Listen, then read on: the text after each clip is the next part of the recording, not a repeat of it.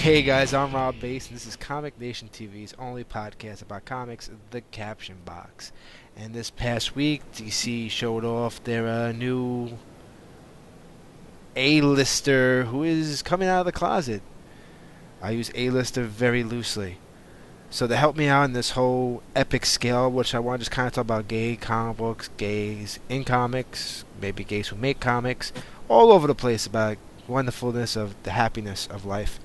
And to help me out, I have good friends of mine, both talented artists, and my co-host, Juan Pineda. Juan, thank you for being here. You're welcome. How you doing? I'm fantastic. And second off, a great reviewer. He does lots of stuff for us on the site as well. Edward Gambichler. Ed, how are you? Great, and always a pleasure, Rob. Thank you for asking. Fantastic.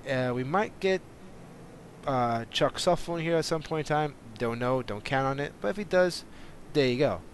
So, let's talk about Alan Scott. Right? Let's just get right into this one. We were talking about who it could be for weeks now, and I mean, not one of us thought old Green Lantern. He's the old one? Okay. No, well, when Dan Didio mentioned that it was going to be an iconic character, I was hoping for the best, that it would be a top-tier character that had his own title, not a D-list character in a C-list group team book. So, overall, generally, it's progress, but I think they kind of missed the boat here on really making a brave decision and coming out, having a top-level character come out. For example, John Stewart Green Lantern, maybe, or I don't know who else. I mean, it could have been anybody else, but why do you want to automatically go with all the Green Lanterns? Because it's Alan Scott Green Lantern. If they wanted to make a Green Lantern gay, why not John Stewart? Why not any other? Why not? I mean, why not any other? Did you think it was going to be a Flash one? Wally West hasn't been introduced. I think I was speculating it was Wally West. He was Flash for 20 years, so he certainly is iconic. He had his own title. That would have been a brave decision. Right. Ed. Like I said, I just don't see I mean, DC is not exactly taking a big risk here. I think they're just playing it safe. Like you said so yourself, Rob. He's A-lister very loosely. He's not an A-lister. I think it's just basically he's a throwaway character. I mean, it's just why do this if you're not going to choose like Superman or Batman or Wonder Woman? I remember when they had Identity Crisis, like way back when Ralph Dibny's wife's character was sexually assaulted in the book, and Alex Ross did an interview afterwards and said if DC had any real balls, they would have done it to Lois Lane.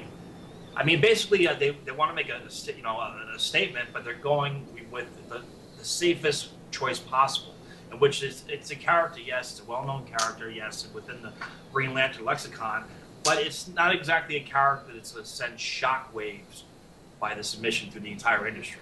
I mean, it's not exactly it's not going to exactly knock anybody off their horse, so to speak. Right, not even the entire industry. It's like it's nobody in mainstream America knows who this guy is. Well, the problem is they know the word Green Lantern, so like 90% of the people who are going to be offended or confused by this think it's Hal Jordan. Hal Jordan, Green Lantern. Just like when Marvel did, we're going to kill Spider-Man, and it was like, oh my God, Peter Parker's going to die. It's like, no, silly, Ultimate Spider-Man. You guys don't read that book anyway. And people are like, what's an Ultimate? So, they do that just to see if they can draw new fans in. I feel that it was more of a sensationalism, just try to drum up extra business on a Wednesday. It was kind of like when they did, what was it that DC screwed up on? Or was it Marvel? I can't remember. There was a big thing happening, and everyone wanted to find out what was going to happen, and they revealed Johnny Storm, Marvel, when they killed Johnny Storm. And they reported it on the news Wednesday morning before the comic came out. Remember that? It was that big thing, like, Whoops. oh my God, what Fantastic Four member's going to die? Oh my God, ah! And all of a sudden, it didn't happen, and they're like, oh, the news, like, hey, it's Human Torch, don't buy the book. People read anyway. So, like, I think they wanted to do that kind of a business where it's like, hey, we're going to make someone gay. You don't know who it could be. It could be Superman. Wink, wink. Probably not. But you never know. So then they're like, you know what? Everyone's going to run to the store. Oh, it's going to be worth lots of money. It's like, let's go around and grab the book. And so they can make basically just drum up more business and just to get you interested. And So you're saying it was more like a jump the shark moment. It certainly didn't seem to me. Comics have tons of those. Right. It certainly did seem to me was an organic process that making the character gay was better to advance the story, which North Star is like that. Pretty much of all the superheroes, Yeah. North Star is, I mean, he's not iconic. He actually became more iconic after he became gay. Or Ultimate Colossus. Yeah, I mean, Colossus already has fame, but you know, if you want It's the ultimate one. well, my thing is like if you take a character and you want to make him gay, you want it to make it mean something. North Star is pretty much the only superhero that's really done a phenomenal job at that transition, because really Alpha Flight prior to North Star being gay was on its way of failing as a book. It was just like a joke. It was like watching the Great Lakes Avengers or something like that. Right, it was a throwaway. Completely. It was a throwaway third tier Marvel team book. Yeah, you kind of like, is Wolverine going to appear because he's Canadian? I'm not too sure. We don't really care. And then all of a sudden North Star gets that big moment, and that brought Alpha Flight back from the dead for at least a little bit. But he was always remembered. Even comic book fans to this day remember North Stars coming out. And then that build-up, it was on the news, it was all over the place. And at that time, in 91, 92, it was pretty much a decent big deal. Now, prior to that, what was it? Jim Shooter had no gays in comics rule. Yeah, he had that editorial stance. Yeah, he would do sensationalism, beating the crap out of somebody and killing off people is perfectly fine. A guy being gay, we don't want to touch that. Now, where did that come from? Did that come from That's some a Jim sort of Shooter thing. Yeah, intolerance, some sort of prejudice, or is he I just think trying to avoid controversies? You know what? They did a lot of, especially under the Jim Shooter, they did lots of controversial things in the 80s, so it's kind of odd to see that he wouldn't have jumped on it. But maybe he just had rules. Maybe it's something he had a personal issue with. I mean, we don't really know. I mean, we knew DC didn't allow black superheroes for many years because of the simple fact that the owner of the company was racist. So it's a simple fact that, you know, that happened. Yeah, but Where did Black Lightning come from? It was after that guy died. Oh, okay. This is the thing, though. I mean, this is just DC hopping on the coattails of another Marvel announcement. I mean, Marvel, like I said, if North Star wasn't going to be the first character to have a gay wedding in the comics, would we even see Alan Scott coming out? I mean, why is it always why is there such a thing like, say, for instance, a main character dying and his protege taking that character's place, like say Winter Soldier? I mean, that happened, and Captain America died, and Bucky took his place as new Captain America. Then a couple months back, Billy Batson inherits Captain Marvel's, and also Dick Grayson becomes the new Batman. DC is always reacting to an event on Marvel's coattails. Marvel is always the first one to do something, and DC just feels the need to basically say, listen, we got to do something that's equal statement as this. I mean, would Alan Scott, would there be such an emphasis on a gay DC character if it wasn't for North Star's upcoming nuptials? I'll tell you, it's very as funny as that is, it always reminds me of the famous story that Stan Lee told back in the 60s. Marvel was outselling DC, even though DC was printing the books. They were printing their books through DC because that was the way Marvel could get printing. And the DC guys just didn't get it. Why is Marvel books selling? And it wasn't because they had better stories or the art was fantastic. It was because they used more red. Well, they're printing books because, look, Spider-Man's got red, Thor's got a red cape. They're putting red in the comic book, so we should put lots of red. So Stan Lee would hear this and he would take all the red out of his comics. And the idea was that, like, they just didn't get it. Like, they've always been, like, not getting things. DC always felt like I hate to say it like that, DC always felt like your dad's books and Marvel was your book, you know. It was kind of like, you know, MTV was our music, you know, and our show, and, you know, but the Marvel It's was true. DC, It's down to the fundamental fact that Marvel's locations are based in New York City and in real places, whereas you have Metropolis and Gotham City. That kind of puts another level of between the fan and the comics. We live in New York City. I don't know about you guys, but I have fun walking around and imagining this is where the Baxter Building is, this is where Avengers Mansion is, because in the Marvel Universe books they have their actual addresses and stuff. It was reflected even in the Avengers movie where the battle scene is where I worked at earlier this year. It was kind of Actually, our friend Billy, he actually lived like 3 blocks from the major battle happened, and his job got destroyed in the movie. So he was happy as anything. I think my job got destroyed in the movie too. Is right there in Pershing Plaza. But yeah, I think that's basically it. Yeah, okay. So reading about superheroes in Metropolis, Central City, Gotham is kind of like reading about stuff happening in Wonderland and Oz, whereas you got real locations in the Marvel universe that are relatable to somebody walking down Manhattan streets and see, or Greenwich Village is where Doctor Strange lives. Could be right here. Right, that's a fantastic point to bring up, is the fact that, like, just to be on, not what would really overly defend Marvel, we should talk a little bit about other places that have done it prior. I mean, DC was probably even the first people to actually, just to get back on subject for a second before I go on a tangent, DC actually was the first comic book company for those companies to actually bring gay characters in, believe it or not. They actually had 87, they had some backstories that had to do with homosexuality, and they did it first. But it was, once again, uneventful characters that you didn't really know. You know? Right. It was. I went to Paul Levitt's signing last week, and he brought up that he had written a Legion of Superheroes story in the '80s between two characters, two female characters that he wrote as having a more than casual, friendly relationship. It wasn't very overt when he wrote it at the time, but he was talking about how characters write themselves after a while, and he had been with Legion for 17 years.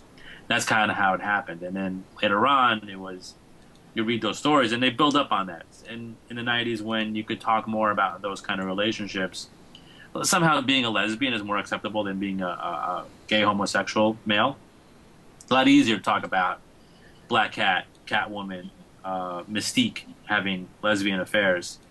And so the Legion of Superheroes, I can't remember which two specific characters there were, but right, they were there, right there, written into the story as having a lesbian relationship. Yeah, but I just want to ask, like, should we have DC or Marvel or any of the mainstreams, or for basically making these daring decisions? I mean, these independent comics have pretty much been dealing with this, this subject matter for years. I mean, if you're going to take into account like daring or innovative, innovative decisions by DC, I think the last innovative, daring run of DC Comics was the Neil Adams Green Arrow, which dealt with the drug abuse, which dealt with the... When he killed the kid, I mean, the Longbow Hunt, the story arc, and you had some great dynamic and intelligent storylines. I think the last daring decision that Marvel ever made was getting rid of the comics going. But I think that was just...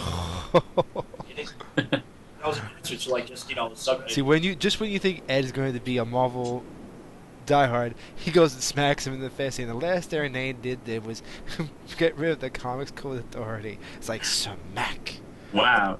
No, I think I kind of see what Ed is going at is what responsibility does an entertainment company take when they make a decision like this? Is this their role in society? Are they helping shape society's feelings and thoughts? For me, generally, it's kind of a shame that we do have to kind of point out that this is your gay character. Northstar is still the gay superhero, no matter what he does. No matter what. That's how you define him as. He's not. It's like back in the 70s, there was a commercial for the Amigo superheroes. Oh, my God. That black superhero. The right, Falcon. So, with his ability to be a Falcon black guy. So, at this point, it's like, why are we pointing out that this character is gay, that this character is black, that this character is hello? Yeah, I mean, there's always one of those things when you're dealing with superheroes in general, is that whatever happens prior to it being about, if they have to be gay, if they have to be black, it always comes predominantly before them just being an iconic hero. Now with that, we have Chuck Suffel with us. Chuck, you there? Good evening, gentlemen. Can you hear me? Hey. Yes, you are fantastic. Thank you for being here. Where the hell were you? You don't want to know. We're not going to discuss where I was. We're just going to discuss gays in comics. What's going on, gentlemen? We really just kind of just started. We were just kind of getting into it, and we've decided that Ed wants to bitch slap Marvel, but at the same time wants to kiss him, because he's happy but angry, and we are not very happy with DC right now because how we feel they just kind of like sensationalize. It's something just to make a point to do instead of actually making iconic character worthwhile. Now, Chuck, But- let's just get your opinion on the but that's Green Lantern thing. But this is what DC always does. DC doesn't innovate. They haven't innovated in God since Batman and Superman and the original Green Lantern and Green Arrow. They don't innovate. They sort of come behind everything that's happening. They retcon. They backfill. I think this is a joke. Everybody in the world thinks Green Arrow's gay. It's Green Lantern's gay, rather. It's not the same Green Lantern, guys. It's not Hal Jordan. You know, this is what the collective conscious seems to think it is, and it's not. This is the usual stopgap measure to make themselves look good and try to sensationalize something. Marvel Right. did it first, and they did it better. Well, it's so funny because we were just talking, is that, like, Marvel tried it and said, look, we're killing Spider-Man. You find out it's the ultimate Spider-Man. You find out course. this is going to happen, that's going to happen, and all these people really jump on the bandwagon to make books. But yet, companies like Dark Horse and Dynamite and all these different companies that are just doing books and they're just telling the stories they want. There are stories that are just phenomenal, straight through, and always been handled well. They don't need sensationalism. Dark Horse never jumped there is on a any reason for that. bandwagon. There is a reason for that, in my opinion. Why is that? Dark Horse's main character is Hellboy, and they've really, for the most part, up until now, haven't messed with Hellboy that much. The problem for DC and Marvel is that the established characters they have, they can't kill off. They'd be killing off their business. You can't kill Spider-Man. You have no Marvel. The best thing about being smaller companies or about being independent companies is your characters are yours. They're not part of the collective conscious, and you can do whatever the hell you want with them. And that gives you that freedom to do these great stories and have these great runs and bring in these great ideas. Marvel and DC have hobbled themselves by being as popular as they are. Right. They'll never be able to kill Superman for good. Never. Can't be done. The only way they're able to write these stories is if they exist alongside their own Elseworlds imprint. They tried that. Ultimate Universe sucks. It's true. In a way, I have to agree with that. But I think we're collectively thinking is the right way of going is that DC should have made a new hero, made that person gay, and wrote a great story arc to make you want to love this character. Instead of saying let's take a character, we're gonna make it a big character, well, because you know the name because it's a stupid movie. But like Chuck said, we all said it's not the same Green Lantern. It doesn't mean anything unless it was Hal Jordan. It doesn't mean anything unless it is Superman or Lois Lane or any of these characters. And it never will be. That's the other problem, because if DC had stepped up and said, we have a brand new character and he's gay, everybody would go, yeah, sure, because you're not going to make Superman gay. You know what I mean? Like, in other words, it's a double-edged sword. Like, that's another problem I want to bring up is that, like, when, like, it was a big thing is that when North Star was made gay, and it was a great story arc, and unfortunately, even though he just got married, but as it goes on, GLAAD wasn't happy enough that the gay and lesbian organization, so people don't know what the hell does GLAAD mean, that they weren't happy because North Star wasn't kissing people. North Star's a superhero. Mm-hmm. North Star is a superhero saving people. He's not spending every minute of the day kissing. Let me tell you something. I think in 70, 80 years of Superman and Lois Lane, they probably kissed 4 times, and 2 times were in the movies. And that wasn't on a cover as a It as a wasn't fake on the lead-in. cover. Yeah. It had No, I'm nothing saying to do like with that it. wasn't a fake lead-in, or that didn't look, Right. that didn't actually not happen. Yeah, I know. Right. It wasn't because the idea was that Superman beating up Lex Luthor, saving Lois Lane. Those are the stories they were telling. When Reed and Sue kissed, they barely kissed either, and when they kissed, he would call her my darling, that he loved her. They were freaking going to get married. And then they got married. The only time I ever seen them really do anything kissing was in the marriage issue of the Fantastic Four. We still don't know how those babies came to be. Dun dun dun. But that's the whole point. Like, you sit there going, is it because you need them to do something that says he's gay? The dude said he punched this dude who stole, what was it, a baby who had AIDS to kill it? And North Star takes the baby and beats the guy up and says, I'm gay. And like, he beats the guy, he outs himself to a bad guy and whoops that guy's ass from here to Calcutta. Beats him for an inch of his life. And you know what? That's not good enough? No, because he didn't kiss somebody. It's a superhero book. So to get the other side of the story, if we would have made a new superhero gay, they would have complained. You're right about that. Completely, 100% Chuck. Because you know what? They also wouldn't give it the attention. But there's one guy and one company that did it well. Kevin Keller. Yep. Archie Yep. Comics. Yep. Let's talk about that for a moment. Juan? Right, they took that approach. They created a character brand new, introduced them into the world of Riverdale. Lovable, great character.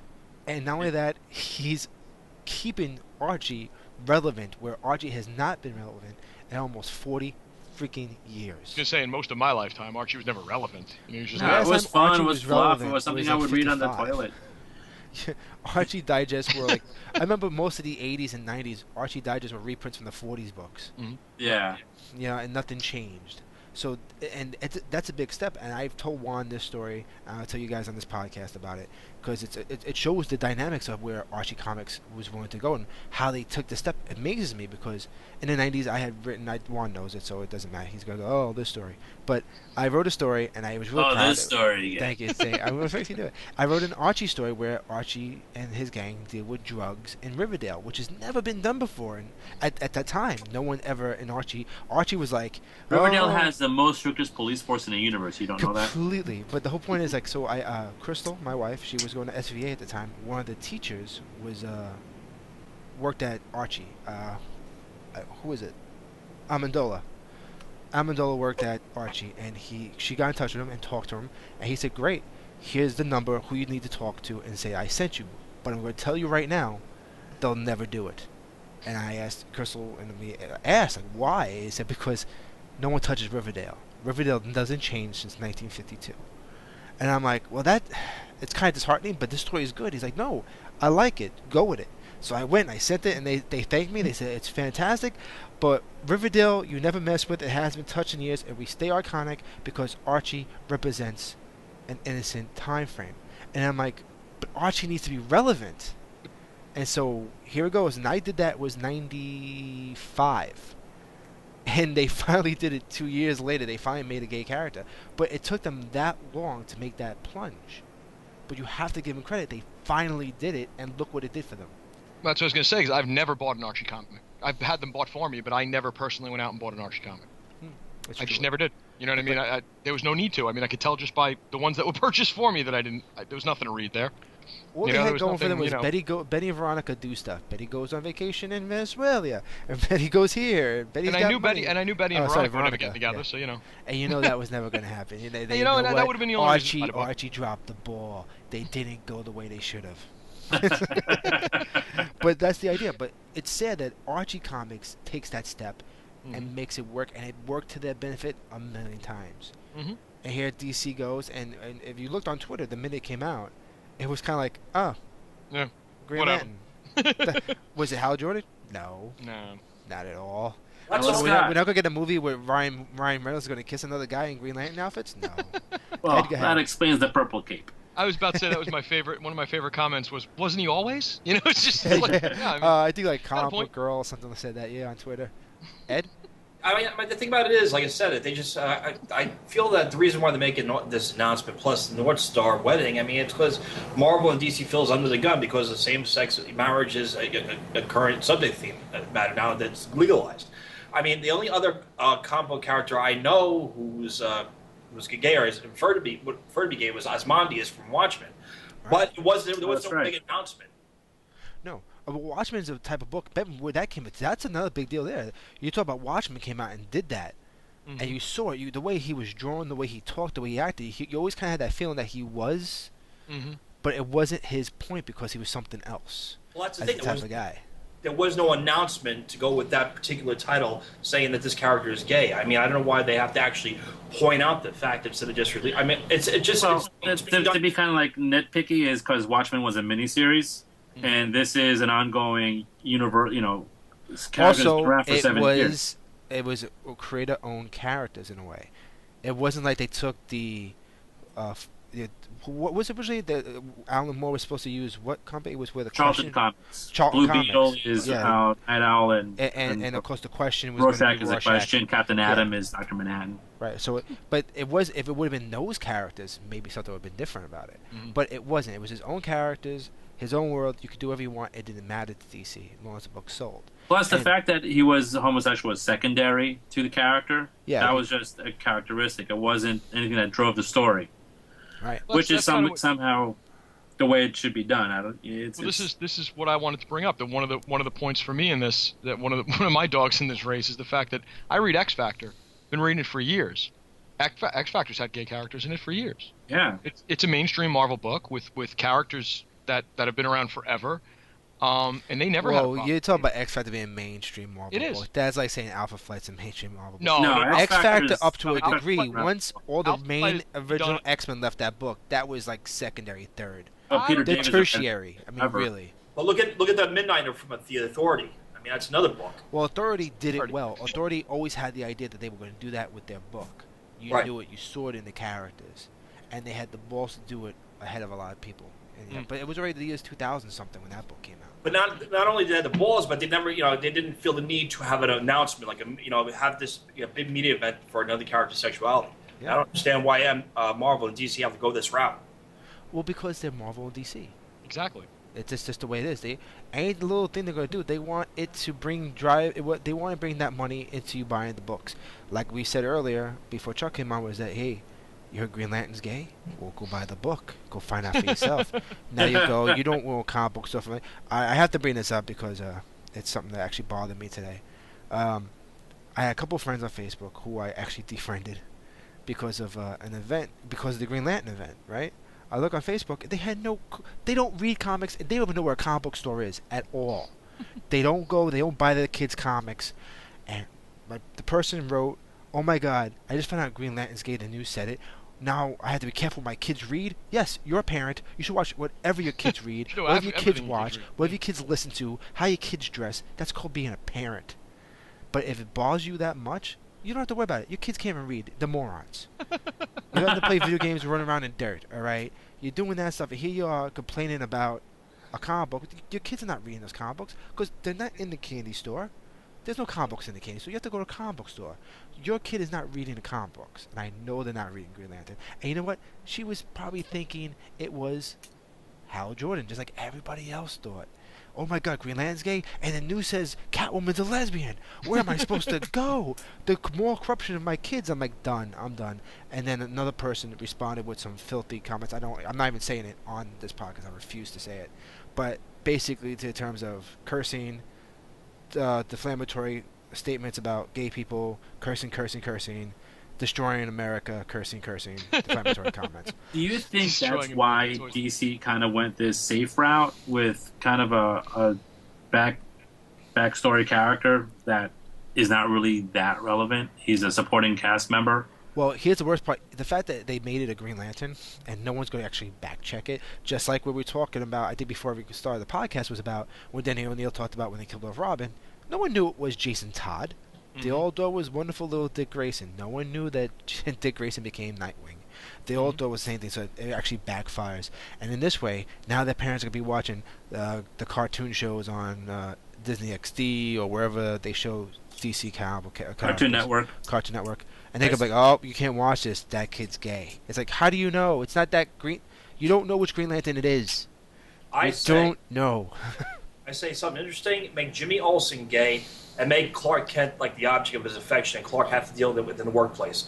Should have been done that Do you way. know that should have been it? Honestly, That was somebody's guess on one of the internet posts on Tumblr was Jimmy Olsen. Jimmy Olsen Olsen. would make sense. It would, because you know what? It's one of those things that like Superman's pal, Jimmy Olsen, this, that, and the other thing. Always these storylines. Jimmy Olsen. Only it wasn't until like when Jack Kirby made Faltboard that Jimmy Olsen become anything more than a cub reporter. Because you know that Kent's like a farm boy. He'd like freak out if Jimmy Olsen would like come on to him and everything. I'd have him deal with that. I mean, that would be great. That'd be genius. Do you know how good of us? It would be funny, cute, but also would show that as much as Superman is this hero, he still has his own issues. How Yeah. do you He has, handle that? middle America upbringing. You'll make Superman human, for God's sake. Make him a homo. Right. Like I said, I mean, he's middle America. I mean, that's the whole thing. He was raised on a farm. So, they've never mind that really with Clark Kent. They made him goody two-shoes, but they never really dealt with his hang-ups. You know what I'm saying? Yeah, he kind of has always been portrayed as not having any. Exactly. He's got to have some. He was raised human. He's got to have some preferences. If you know what I mean. Issues. He's got to have issues. a point of view of something. Yeah. Exactly. Well, this is one of my problems with Superman. He doesn't really seem to have a point of view on anything. Chuck, we talked just about that while we're Bible not going. aspect alone. What was that? Yeah, exactly. Ed? just the Bible Belt aspect alone, Chuck. Come on. I know, Yeah, you're that'd be absolutely great. right. But you know what? With that being said, it's not that they didn't go that. They went with Green Lantern.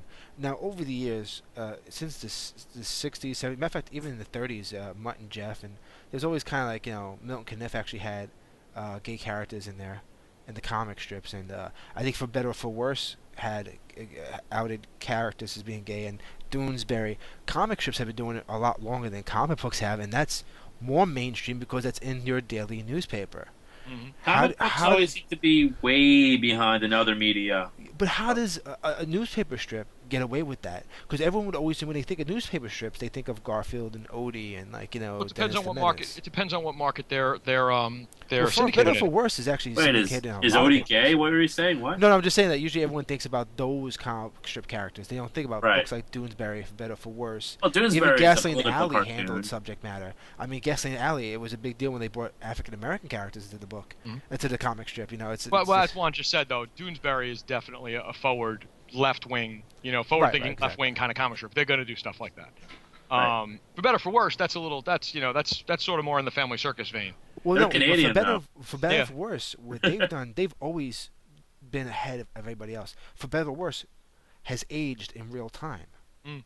They're the only comic strip that actually does that. Is that still in the New York papers? Because I haven't seen it. It's still in the daily. I think she retired, basically. Well, no, they're almost done. I Yeah. think it's going to be up soon, or they're not going to renew it. But she's been I doing miss it the for daily such a long paper. time. I miss the Yeah. daily paper. I don't read it anymore. I just use the comics app on Android Market, and it Oh, gives me really? all the RSS feeds, so you get for better for worse, whatever strip you want, they have. Sorry, Chuck, you have a BlackBerry. Yeah, but I have a Nook. Hang on. You could definitely Where do did it I on leave your my Nook. hack Nook? Yeah, you guys do it on your Nook. So with that being said, you got that, and I want to bring up the point I was talking about with the Japanese market. The Japanese market has been handling gay stories for years. Yeah, but that's sort of a genre, right? But there's Right. 3 different genres too, which is so great. You have the yaoi, which is the boys kisses boys, but they're drawn and made for girls. Go figure that part out. You got the yuri. Yuri's lesbian stories, and you have the, I probably gonna say it wrong, but bara, B-A-R-A, and that's straight gay stories for gay men.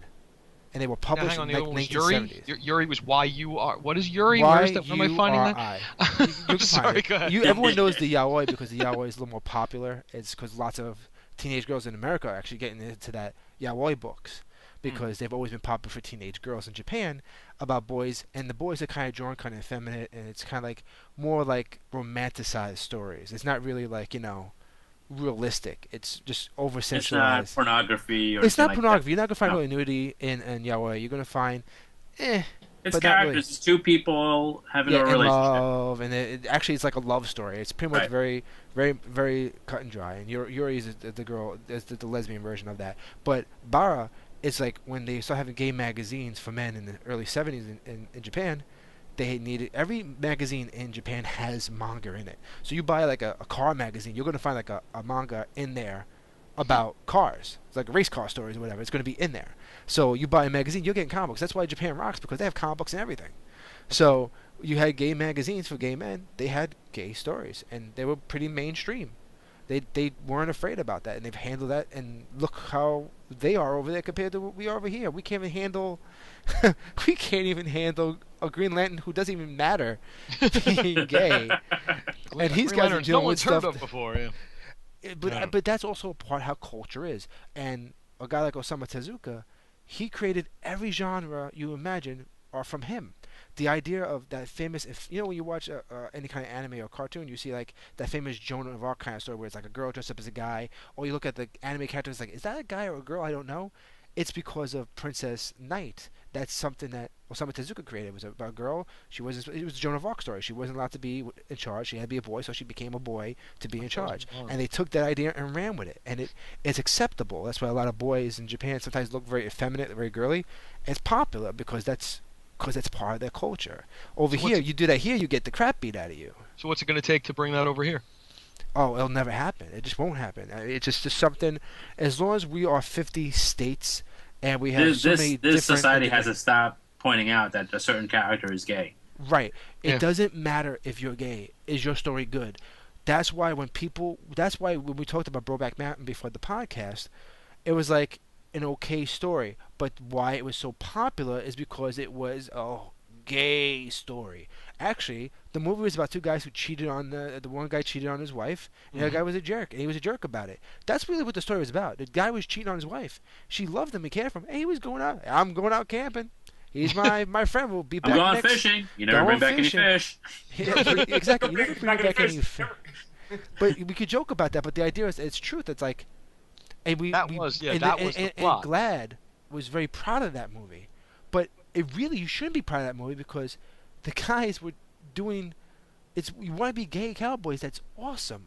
Yeah. But they were married and lying to their families, and he was being ruthless to his wife. Well, And besides that point, it was in the 50s or 60s, and they could not do their thing out openly. Exactly. So society kind of pushed them to be that kind of a jerk. If you think about it like that, that's fine there. Think about this. In the UK, up to about 20 years ago, they would chemically castrate you because being gay was a crime against the parliament.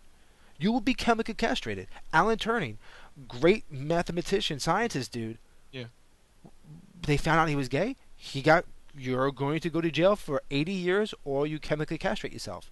So they chemically castrated him. They committed suicide because he was depressed because he couldn't be quote-unquote man. So a great mind gets destroyed because of being gay. They didn't care about once he was gay, he was no longer a great mind. See, but now notice how quickly it's changed there. Yeah, I mean, but Zed's part, it took up to 20 years ago. But that's what I mean. But for some reason, we've never been that, militant here about it. But we can't seem to get out of the middle ground. Well, that's the problem. See, we our culture of, I feel, of extremes. When we want to do something, we want to do it all the way. And since we don't do it, it tends to be like we get like, oh, I'm so mad that I can't go all the way with it. I'm going to be mad a little bit. I'm going to accept it, but I'm not going to like it. Well, the fact that we still have groups like the KKK that exist, it goes to show you that we're never going to change because there's places that harbor these feelings. Right, a million moms. Think about this in 1939. There's still a Nazi party. Yeah, exactly. In 1939, they had a rally at Madison Square Garden for Nazi supporters. Mm-hmm.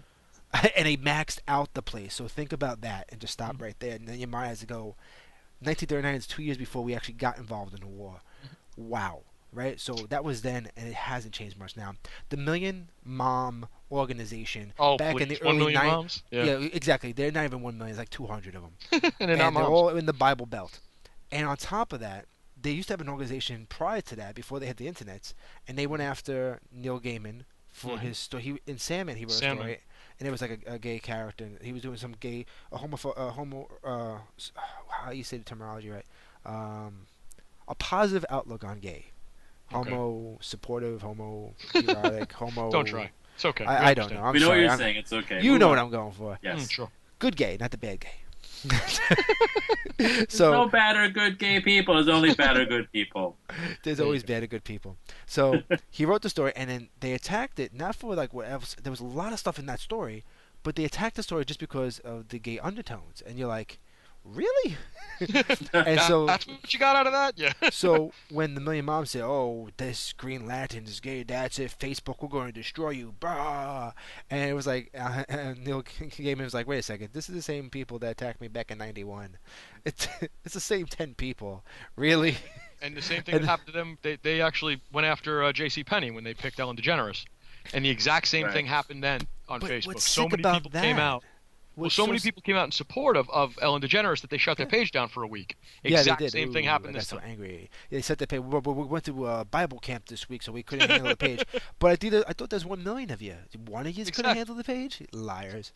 But that's another thing. They go after Ellen DeGeneres. Meanwhile, Ellen DeGeneres has one of the best, highest-rated talk shows in Middle America. It's the most popular. So how is that possible that this group of people is that angry? Well, at least they're not as bad as what that Westbury Baptist organization of militant killing.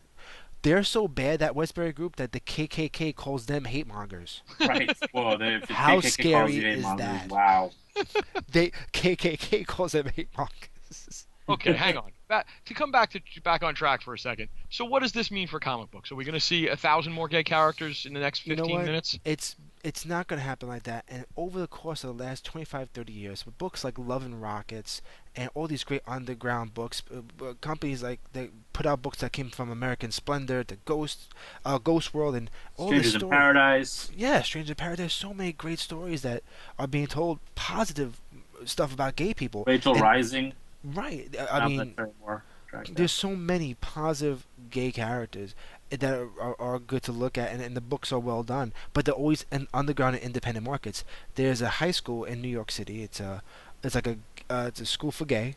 It's just a school for the gays, and it's a high school, and they produce their own comic book. And it's called In the Closet, and the comic book was very big, and it was all positive about real life situations that they deal with, and the stories were well written and well personal, very personal story arcs. And this is how it's going to stay. Independent stories are always going to be where you shine.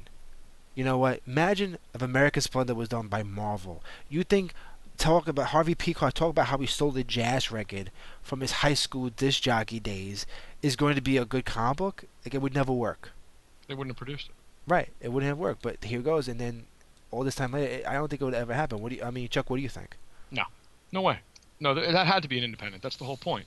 That's why we have independence. That's why we have, people who take risks. That's hello. Yeah, Ed. Yeah, Ed fell off his chair. It just, I mean, that's the thing. I mean, it's just that, these big companies make these, these big announcements. Oh, we're going to do like a gay character, and they pretty much blow the independents out of the water by doing this. Like you said, the independents had these gay characters in meaningful storylines. You never get to hear about them. I mean, it's just everything that the big companies have to do. It has to be a big media event, and you never see anything that's just, just none of the independents given their due. Well, I think they are, though. I think they are. I think the independents. That's the point. They have their market. They're never going to have the push or the money or the reach Marketing. of Marvel or DC. Right. But yeah, That's they're just the not- nature of the but beast. That's the point, exactly. I'm kind of happy about that. How many things that we've loved in our lives have been ruined when they got too big or when they got picked up by the right company? I like that the independents. I want them to make money. Obviously, I want companies like Action Lab and 215 Inc. and I want these guys to make money, but I don't want them to be Marvel, because when you're Marvel, you have to bow to pressures that these guys don't have. Yeah, You you got can't that do everything you want to do. way because you you're wanna do it. you're a company that's still for all ages. Mhm. So, and also not just, you can't just say all ages. It's about Also, all ages and all walks of life. I don't want to piss off this person because he doesn't like gay people, but I don't want to piss off this person because he doesn't like the military. But he But also it's doesn't also like about Christian. it's also about parent companies. It's also about stockholders. It's Right. also about advertisers. When you're small enough, when you're kind of middle of the road, you can get away with a lot of shit that you can't get away with when you're too damn big. Yeah. And we saw it at Asbury. When Juan and I were at Asbury Park last month, Asbury Park Comic Con, these were people who just were writing the stories they wanted to write and finding ways to publish them and sitting there with big smiles on their faces, showing you their work and going, see what I did?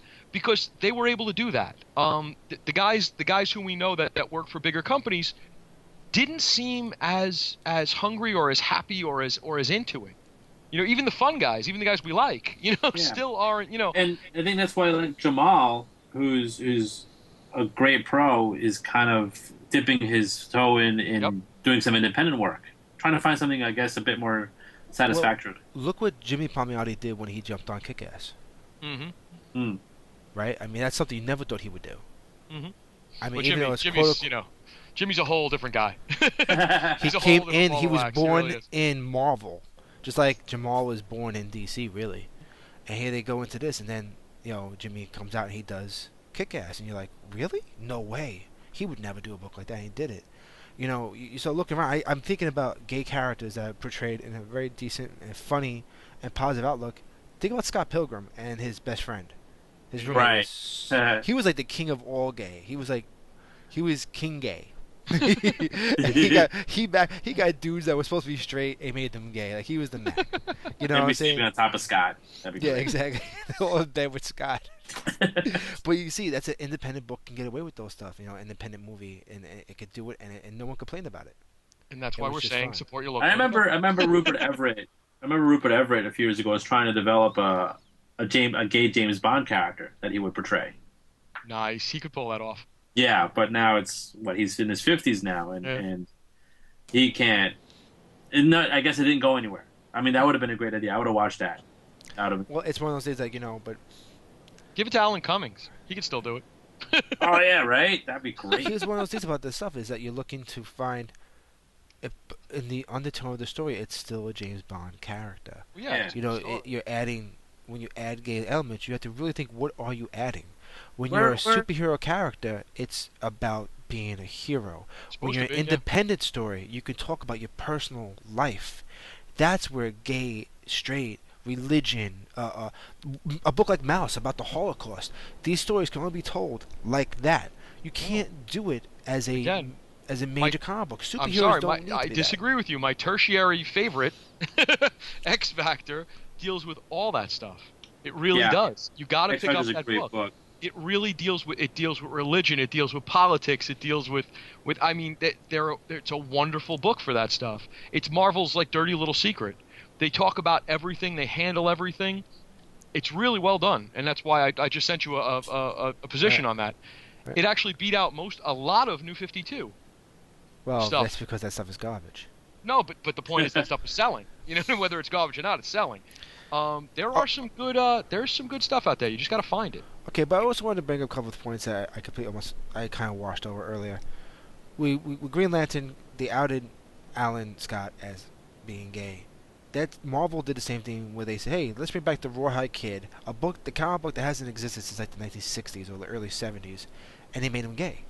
Well, it's got the Eh. best title ever. Come on. Right, kid. But they didn't do it because it was. Send your hate mail to. I'm sorry. Go ahead. It's one of those titles where it's like, you know what, it didn't exist for a while. You bring it back, Do instead of whatever you it being, they really super concentrate on the gay element, because they wanted to get away with the idea of how would a gay character exist in the 1800s, being a cowboy. That's fine and well. I mean, like you said, Brokeback Mountain tried to do that in the 1950s, but those aren't cowboys. Mhm. That's not cowboys.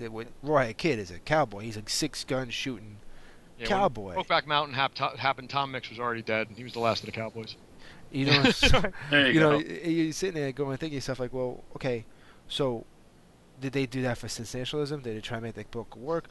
Why did they do it? It's like, did it really work out to his favor? Because where's that character going to go? Because they can get away with that. They can do it. It's a 4-issue series. It's not going to go anywhere. There's no Bring back Commandy as gay. see something. There you big. go. Wait, him Devil and that dinosaur. dog creature What? would. He was the last boy on Earth. He didn't have any other humans to be. This he is can't what be I'm gay saying. fit. This is Oh what I'm man, saying. Sure. why the last man? Make a new series. All the girls Right? want him, but he's gay. What do you do then? Oh, what a tragic way to live. That'd be Gay in a great- world full of that's women. that's the way. That's how Why the Last Man should have ended. Like that. He goes to all the girls, ladies, I'm gay. I'm gay. Yarek's like, I'm gay. It's the same thing. Like big devil dinosaur gay. Bust out Rom the Space Knight is gay. I'm cool with all that. Let's just Rom bring the it on. Space Knight. The first You're the robot attachment. the first gay space robot knight. If you want to Awesome. do it for sensationalism, just put the word gay in front of any character. True. It's just one of those things. There's actually comic books that are called just gay comics, and they deal with gay stories, and all underground. It was sold in head shops, and these are the stuff that you want to see. But it's still hard, though. I mean, like you said, X Factor may be selling big, but how many people really are following But, X yeah, Factor? it sells big in comic book world. It doesn't sell Yeah. big in Middle America. It Exactly. doesn't sell big in the world. But Right. that's the point. As I was saying before about independence, I kind of like that idea. I don't give a shit how big it is. I don't care if the whole world's reading it. I just care if they're doing good work. Are they doing the good work? Then I'm in. Exactly. That's the way You know? support independence is the only way to go. Because with what we can do now, independence is not a dirty word. Independent means something more. Because now with digital press and small publishing and all this stuff, this is the way it should have been. But we have more outlets to get these books now. So independent guys should not be afraid of just pushing the envelope even more. Well, and make that's it what I'm work. hoping to see. I'm hoping to see something like this, something like what DC just did, as being almost a starter pistol for the rest of the comic book world to just say, you know what, screw you. We're just going to do what we do. We're going to do it even better. And hopefully this will show people that we're out there. That's what I'd like to see. I'd like to see it kind of shine a light on the rest of the guys that are out there. But this only happens with stuff like how movies like Scott Pilgrim and Tank Girl and all these films do is that the people introduce people to characters they've never heard of. Tank Look Girl was look gay? what Tank Girl look wasn't gay. what Tank Girl was gay? Tank Girl Yeah, wasn't gay. Tank Girl Well, was I mean, totally- she had sex with a No. kangaroo guy, so I don't know if that counts. No, not gay. Come on, Lori Petty can't be gay. And, Sorry, and of course, Lori like Petty's. books like what really changed the world was a book like how the Crow film. People didn't realize a book like the Crow existed in comic book form in the '90s. No one knew that kind of stories existed. And the Crow film came out and they go, "This is a graphic novel." People were like, I can get behind that, and then people got drawn in, so the independent market could flourish. You got to push those envelopes. You need more books made like History of Violence, but get what a great book. you see what I'm saying? Like, stuff like that. Get something where it's gay in a positive, wonderful, strong outlook. In a strong story. In a good strong, story. Wow. strong story. Get it out there, and a superhero story will not ever do that. And when it comes to a movie, a superhero story will not ever have it. Unless it's a Oh, yeah. joke. Because look Yeah. at Kick-Ass. Look at Kick-Ass. The joke was that the girl liked him because she thought he was gay. Mhm. It was a joke. It was a throwaway idea. And the kid said, you know what, I'll pretend to be gay to be near her. And you see, actually, that's like a smack in the face, in a way. Oh yeah. Because you know To what, the instead community, of yeah. actually being really gay, well, actually, I'm glad he wasn't gay because he got his ass handed to him most of the time anyway. He really wasn't much of a superhero, so it's better off that he wasn't actually gay because that actually ticked off the fans more. So It just would have been a negative. Like, yeah, portraying a gay character. I mean, you got some in other media, like you have Oscar on The Office, who's only referred to when they're making a gay joke or a Latin joke or a Latin gay joke in reference to him. But then you got Cameron and Mitchell in Modern Family, where very the great jokes are show more and solid characters. Now they're wait more a minute. they're more about parenting. Yeah. Mhm. They're I having was to be gonna gay say, parents. But Will and Grace ruled the airwaves for how many years with completely gay characters? Right. couldn't But they get were gayer than outlandish Jack. Come joke on. But- gay characters. All right, so They you were kind of a like, joke I mean, gay are you character. laughing at them because they're gay, or are you laughing with them because I of think- their? I don't know. 90% of the people laugh because Jack was running, going, "Look, I'm super gay, and I'm farting rainbows," Yeah, and people would laugh at that. you kind of fall into a trap. Now, I mean, we're still falling into the trap in today's media, where when other movies in the 40s, 50s, 60s, they were gay characters, but they were in a subtext. They weren't outwardly portrayed as a homosexual character, but they were laughed at. They were the butt of jokes. They were picked on and beat up because of their femininity. Every character that oh god, I'll never get his name now. Of course, because I had to bring it up. Maltese Falcon. Come on, Maltese Falcon, Casablanca, Peter Lorre. Every straight role Peter Lorre ever played, he played as a gay man. Right. Everything he ever played, he was always that effeminate. Well, not in What? Arsenic and Old Lace. He No. played an insane Nazi doctor. You guys know the story with Gore Vidal and Ben Hur? No. All right, this is when you get a chance, check out this movie called The Celluloid Closet, which is about homosexuals and gays working in the film industry.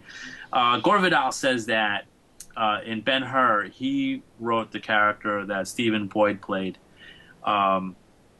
He told the director Willie Wilder to tell Boyd to play him as a spurned lover of Ben Hur. That's like the only, like, his emotional core is going to come from that. But don't tell Chuck. Don't tell Charlton Heston. Don't tell that part. Because Chuck will shoot you.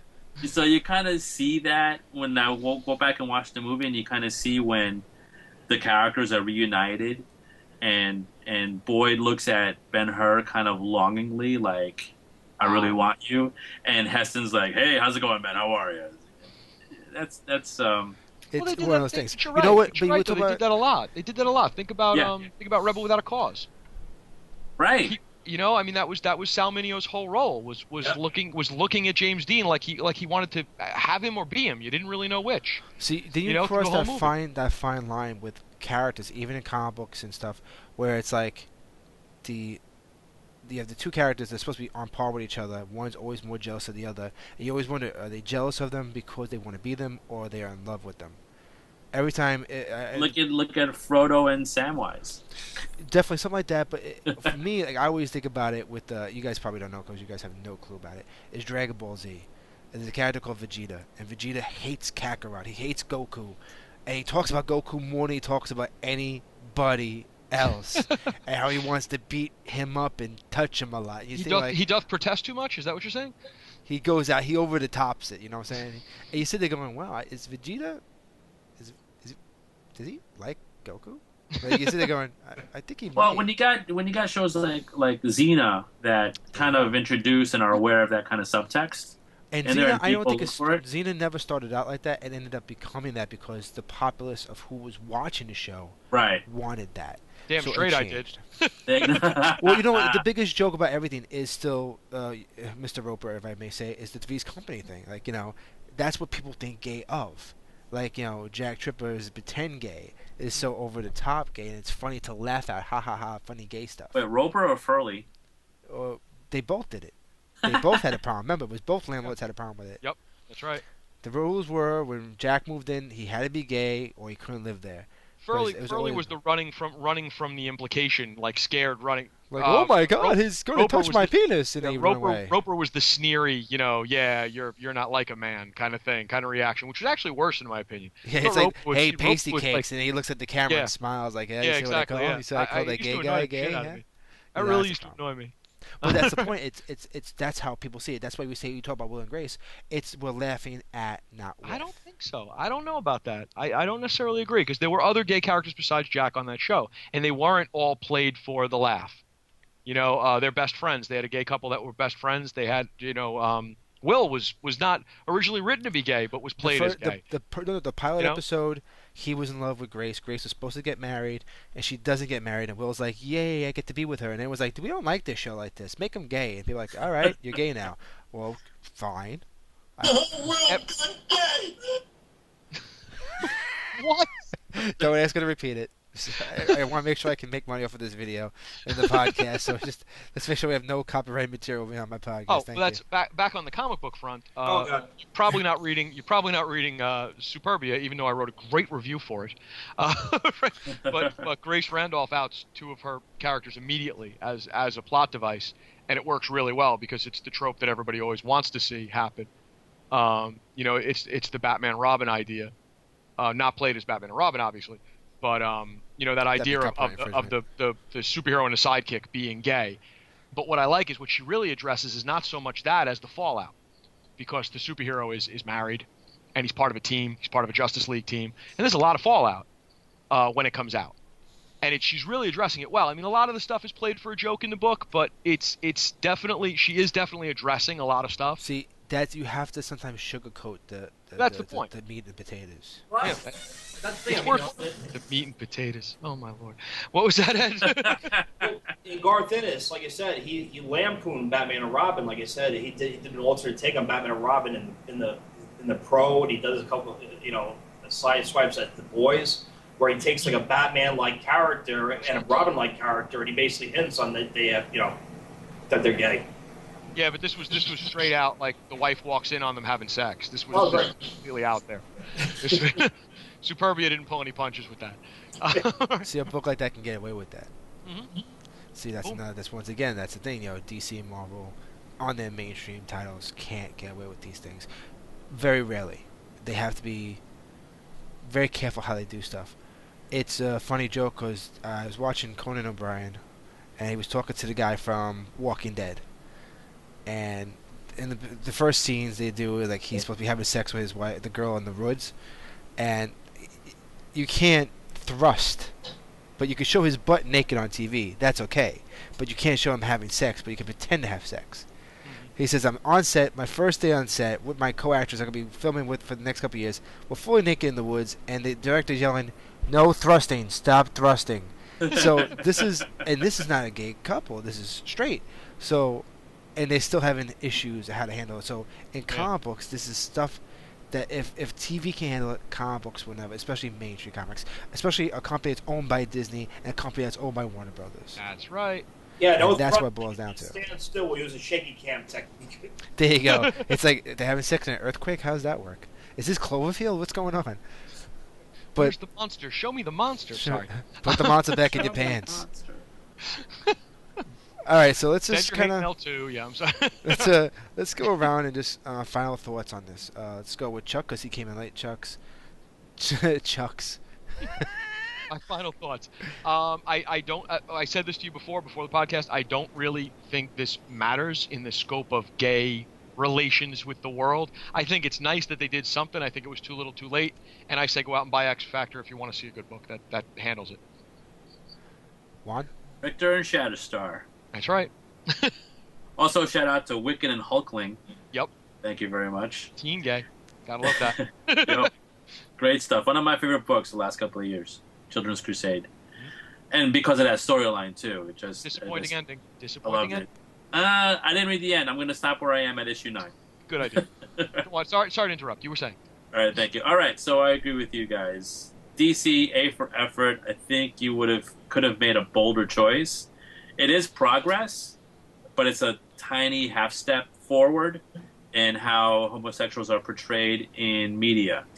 Other genres in film and television are light years ahead in how they're portraying gay characters. And overall, I think it's sad that in 2012 we're still having to point out who's gay, who's bisexual, who's transgendered, who's black and white and Asian American and whatever. First woman character, first black this, first, second, third, fourth that. We should just stop. Yeah, you're demeaning just the whole point of what's supposed to be happening. Right. Good stories. Yes, just write good stories. And if you feel that making this character gay brings the story forward and makes it more interesting, awesome, great. But don't refer to them only when you need to make them the butt of a gay joke or a gay outline or whatever it is. It's just... Or to get financial back into because you have a gay character. Right. All right, that's my thoughts. Ed? Like I said, I'm going to hold firm to my Jimmy Olsen choice. I think it would have been a lot daring choice. They would have said a lot more with a homophobic Superman on homosexuality than you ever would with just the main character being homosexual. I want to read that story. That's a great story. I still think that's what they should have went with. It's a mainstream character that would never have affected the universe in a way. It would just affect Superman's private universe and make him more interesting. Exactly. Just be able to give him, a dimension to a character that, just have him, not use it. Just have him comment on someone who's close to him in his personal life be gay. See, that's more of a dynamic undertone that you'll never see. You just make some superhero gay, you're not really affecting the world. You want to affect the world, throw someone's life out of order. And that's always more dynamic. When they go out and they say, you know what, we're going to kill Mary Jane. You're like, why would they do that? Because you want to make Spider-Man this. You want to make him... The reason why they would do it was not to rock his world. It was to, we want to make him single again. It's like, that's a bad reason. If you want to kill Mary Parker still Jane, has not recovered from Gwen Stacy's death. Yeah, so that was more... But that was done right. When they Yeah. killed off Mary Jane, what was in the 90s or whatever, that was done badly. When they killed off Aunt May, it was done badly. If you want to rock someone's Surprise universe... at the scroll. Yeah, right? Oh, everything's all undone. It doesn't matter. And he was the clone version of the guy, so it didn't matter anyway. And it was an android. You never know. It's always an android. But that's the point. The Marvel Universe is lousy with androids. Yeah, they got scrolls and androids. They don't know what... They're all Doom bots. Half the people that are a part of Peter Parker's family are actually Doom bots. Just so you know, I am an android, a Skrull android Doom bot in disguise. Are you? I am. Yep. I could tell. I thought so. Thought you might. That's why at the barbecue he wasn't eating so much food. Skrull android Doom bots don't need food. Just beer. Just beer. You're like Bender. You're running just on beer and just cigars and stuff. But for me, I think overall, I don't believe they get A for effort with this one because it was not a grand slam. It wasn't even a great attempt. It was just like, you know what? We're gonna make people nervous and spend months building people up like we're going to make someone gay. And it's a core universe person. You know his name. Of course we know his name because there's a million of them. Now, if you would have said it's somebody who wears a red cape and blue tights, you'd be like, oh my god, it has to be Superman. I'll say, like, no, we actually bought Marvel's Gladiator. We're making Gladiator gay. He always, never mind. I'm not going there. Lobo gay. What? Lobo should have been made gay. Oh, that would have been great. Right? You know what? First, Lobo started off great, and then DC bought it and ruined it. I think that happens a lot. They take a great independent character, ruin it, and make it into a big joke, and they try to bring it back. If you would make him gay, or it would be perfect, you would take it something like wasn't Constantine something? What was Constantine? John Constantine's bisexual. There you go, He's an omnivore. Yeah. Yeah, he does whatever's warm. He is I love prepared him. for any weather, anytime. And that's a great character, and it's still a great book. So Yep. when you look at these characters, think about it's always, and of course, it's the DC's Vertigo books that always have the greater stories and the better characters. Neil Gaiman, Sandman told better stories with it, and he did it well. With a guy like Sam Keith when he did his Four Women book and his Max book, and he was able to do it because it was his book. He owned it. He controlled it. He could write and do what he wanted. Savage Dragon did the same thing. But these are all independent guys taking what they wanted and did what they want with their own universe. You can do that. Marvel and DC have a tradition, and also they spend a lot of time trying to fight lawsuits to keep their characters, so they're not going to screw with them too much. So, I would love to get. Did the original Green Lantern creator pass away recently, or was he still alive? I remember like 2 or 3 years ago he was still alive. I'm not too sure if he passed away or not. I would love to know. The guy who created Alan Scott? Yeah. Give me a sec. Juan's typing. Because if he's alive, I would love to know what he would think. I forgot to bring up that Irredeemable also addressed this topic. Yes. Oh yeah. By making the main foil, I guess you would say, by bringing out early in the history they brought out a homosexual relationship, and late in the history they did it again. So I mean they've again another book that's book off is the just on mainstream. it. That book is on its own thing. Oh, that's off the rails. That book. That's Right insane. there. Martin Nodell, Is he alive? December 9th, 2006. He passed When away. he passed away. That's what they wait. Now that's why they can get away with what they do with Green Lantern. They can do anything they want with Green Lantern now. Everyone's dead. It doesn't matter. I think it was co-created by Bill Finger too, if I'm not mistaken. Probably yes. He's been I dead think a lot what- longer. so. So those things like let's take a character no one has any ties to because we retcon that character so many times. We'll just pick. We've decided that there's so many Green Lanterns. We'll just pick one. Decide I always thought one Green Lantern for one universe. I thought that's how it worked. Like Earth was supposed to be one Green Lantern guy, and now it's like 20, depending on what you're reading. That's why I don't like DC. I'm sorry. And so we just take one random character. Like imagine if Dark Horse would make Concrete gay, or like you said, Hellboy. That would be dynamic because they would know what to do with it. And it means something. It's one of their core main characters. It's like Kevin Eastman taking the Turtles and making Donatello gay. Like you'd be like, what? Now, would that have been exploitive or jumping the shark or It just wouldn't kind be of? jumping the shark because you're taking a character first. How is it a mutated turtle? Now he's gay, and his only friends are his brothers that are also turtles, April O'Neil and Casey Jones. What do you do with it? Where do you go? Where is your Story. Yeah, exactly. That is torment. So that would be great. Like you could work with something like that. I want to see Aliens versus Predator gay. Which one? Wait, which one is gay, or is it just? Have you just made Alien versus Predator like a porn film in your mind, Ed? Is that what just happened? No, just let people decide for themselves. I mean, Aliens versus Predator gay. Who's gay? I don't know. You tell us. Arnold Schwarzenegger. That's why he says, "I'll be back" all the time. The back Bye. door. That's it. You've done it. You've done me in. Once again, you've done me in. You're welcome. I Off try the my right. best. But our idea is, I think all of us here, what we're trying to say is that DC really was just trying to get some public attention. Like Ed said, North Star finally gets married since 1992. We're talking almost 20 years now. 20 years. He's been out of the closet. He finally gets gay. It took North Star, a character who said I am gay in 1992. He gets married in 2012. That's a big step. That's monumental. He was waiting. And there right was up. no real, and Marvel didn't really sensationalize that. No. That wasn't on the news all over the place. No, it got picked up in a couple of papers, but it got picked up. Like it wasn't an obvious press release kind of thing. Right. It wasn't. You know? Exactly. It wasn't like, hey, we're gonna kill blah blah blah blah. No, it was. They just let it be natural, and it was out there. But problem is, in '92, Marvel says we got a gay character. He's coming out gay, and it was like, who is it? Oh my God! It was bigger then than now. Even though it still was the same thing as the Green Lantern thing, but it was not taking they said that's like having Marvel going, well, It's the Spider-Man clone. No, I'm exactly, sorry. he's gay because that's exactly what it is because it's taking whatever and making It's Spider-Man. Stupidity. No, it's No, Spider-Man. it'd be like saying, you know what? We're gonna make a character. It's a main character. You know him. He's very patriotic. It's U.S. Agent. He's gay. It's not Captain America, silly. It's U.S. Agent. We got you. No, they made North Star. One of the main members. This character is gay. He wears armor of iron. War Machine is gay. What? In the military. Don't ask, don't tell.